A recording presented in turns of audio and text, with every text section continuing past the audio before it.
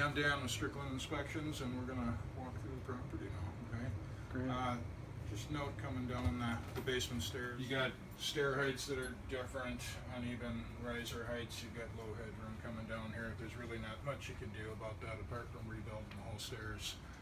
You still won't get the proper headroom coming down, so that's usually just a comment that's going to go in the report. Just that edge that you're looking at right there, that's the wall where I had a little bit of elevated moisture levels. Down here in the lower right corner, that's the northeast corner of the house, and then on the other side, the plywood sheeting down here is kind of buckling. There's a little bit of staining on it, and my recommendation would be to just pull it all down, see what's going on back there. We don't get any view of the foundation at all from the interior of the house. On the exterior, what's there has been coated with mortar, so it's hard to tell. Based on the age of the house, 1907, I think you said, most likely a stacked stone foundation. So really can't see what's going on at all. They may or may not have made some sort of repairs to it over time, and we just don't know. But I would definitely recommend northwest, northeast, the stuff coming off and seeing what's going on back there. So wiring has largely been updated. You get a 100 amp service. I found a little bit of wiring issue in the panel itself. There's three what we call double tap breakers in there where they're running two wires into a single breaker. So it's as simple as pulling the two wires out, pigtailing a third wire on, and then running the single wire back into the breaker. For an electrician to fix three of those, it's probably a 15-minute job for them. So pretty simple, very common on houses to find that, but those breakers weren't designed to receive two wires, so we want to get that corrected, and we want a licensed electrician to get that taken care of. Plumbing is largely upgraded as well. Your drain, waste, and vent pipes are ABS plastic. You have copper supply lines. I did find one corroded fitting right here, and these are actually pinhole leaks, and that fitting should actually come off and be replaced by a plumber. So they obviously felt the need to carry the weight of the floor up above us. These metal posts that are installed here, these are not designed for permanent support, and I see no indication that there's a footing underneath them, so if they are bearing any sort of load, it's just sitting on maybe 2 inches of concrete. So I recommend always when we have these steel posts that you get permanent 6x6 posts on here and actually cut through the concrete and pour new footings. 2007, that puts you in really good shape on your furnace and your AC. Not so good on the water heater, although the water heater's in good shape today, but it's at 9 years, and once they get in that 10 to 15 year range, that's when we say you could be looking at replacement anytime. So you're kind of getting up there in terms of the water heater, but in terms of our inspection today, it's functioning. I would like to see the draft collar, which is right here. It's got 3 support legs, and there's a place for the legs to actually fit into the top of the tank, and they're not sitting there. So this could get bumped very easily, get moved, and then your water heater's not venting properly. So that should get corrected, and that's a simple fix. That's the filter, and that's clean, which is pretty rare on a house to find. It's a 90-day filter there. 30-day filters are the cheap fiberglass ones. So that's a much better filter to use. The fiberglass ones, it's actually works. Dryer good. On the laundry tub, when I filled the laundry tub basin with water and pulled the plug, it did leak at the trap. So we want a plumber to come in and make a correction on the nuts. Now, all the outlets that are here are correctly wired. You don't get a lot of outlets in an older home. So you may find at times that there's not an outlet exactly where you need it. No, they're doing okay, but it's never, if you're having to run extension cords to areas, you might as well just try to get another outlet put in. Right. So not so hard to do on the first floor because we have unfinished basement space downstairs. Yeah. It's easy to run the wiring. It's a little harder to do upstairs. Your windows here are not original, so single pane with storm windows. You're missing some screens. They may be in storage out in the garage, so you'll want to check it when I walk through that all your screens are in place. Okay. Yeah. I'll note in the report just the transition into the kitchen from the dining room. Yeah. Got a raised edge there. It's a little bit of a trip hazard. Faucet here needs a little adjustment. It's Sort not of staying in wiggly. place. Yeah. There were no leaks at the kitchen faucet. I forgot to mention down at the laundry tub, the hot and cold waters are reversed.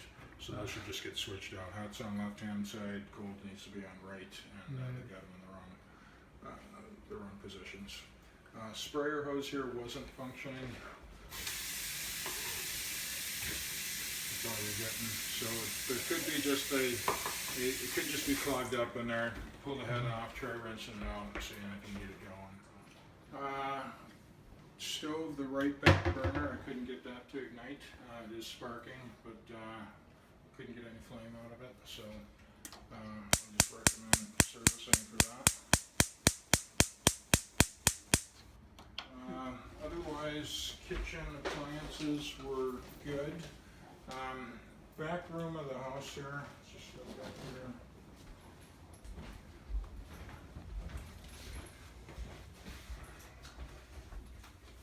So this is the room that's got the roof on this has the organic shingle on there. That's a defective product, and this the roof on this actually should be replaced.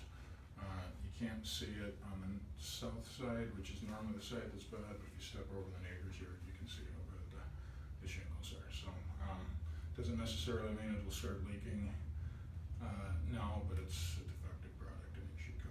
Okay. No heat source in the room back here, so wintertime you can probably put a portable radiator in here and probably get enough heat out of it, but it's really a 3-season thing. Okay. And on the back porch here, you got a little bit of slope in the floor here, and then you can see in the windows we got a little bit of stair stepping going on. Porches typically on older homes didn't have frost depth footings, so they do tend to sink over time. Those storms are kind of pulling apart because we don't have square openings. The storms are pulling apart down in the corners, and we're missing a lot of screens out here. So check for screens, and there's really not much you can do on an older place like this apart from digging out underneath the porch here and actually putting new footings. Most people aren't going to do that.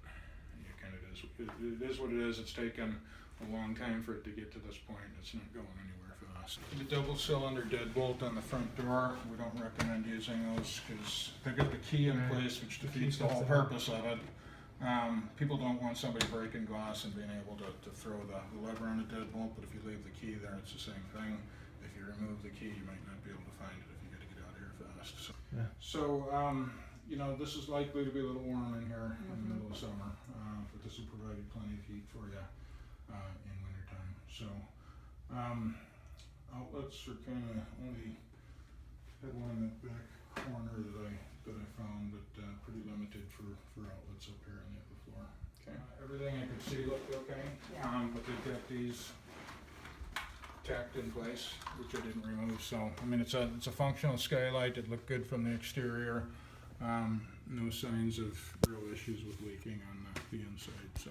Okay. So attic access is right here.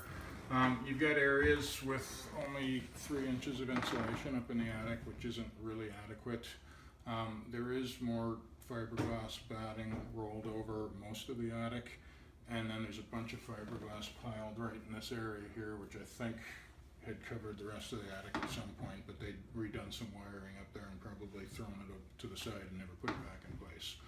So someone should get up in the attic and actually put the insulation back in place so we have even coverage throughout the attic. So with the additional fiberglass bats, there's about 8 inches up there. So not the greatest by today's standards, but not bad for an older home. If you want to put in more insulation, it's never a bad thing. Okay. Attic ventilation is just gable vents on the east and west side, which again on an older home is fairly common. Good. On your walkout here,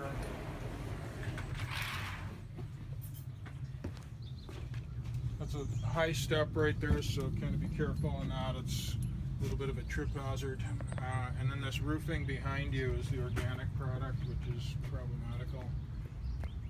And it's really on the back side, which is the north side of the house, that's in really poor condition. So since we're outside here, I'll just mention a few things. You do have a few siding issues. We've got some deteriorated siding here.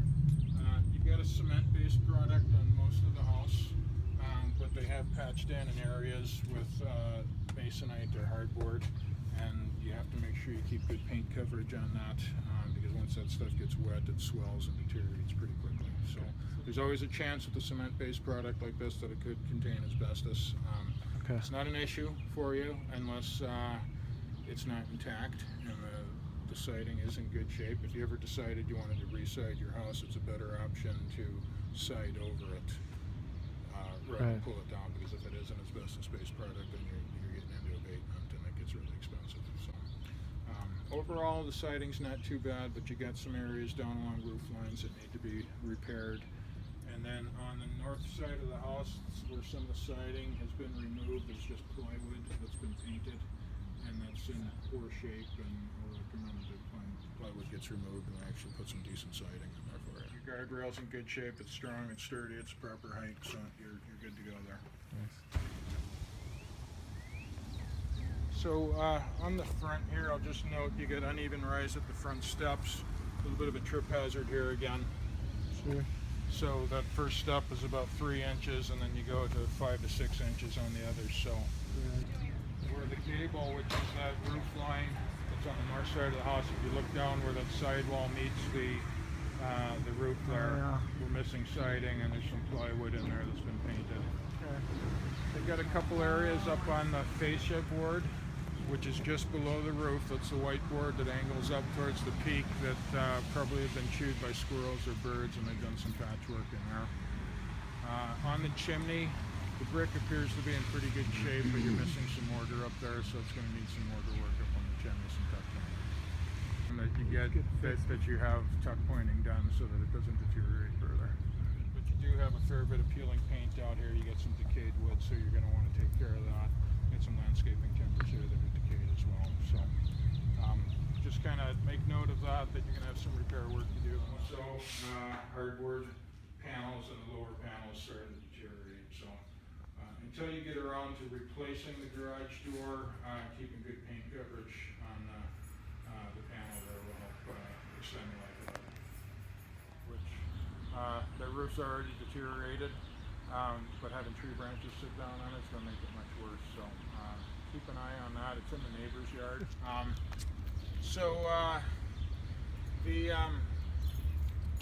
That's kind of it for walking you through. I'll get a report to you tomorrow. It'll have pictures and comments of the things we talked about.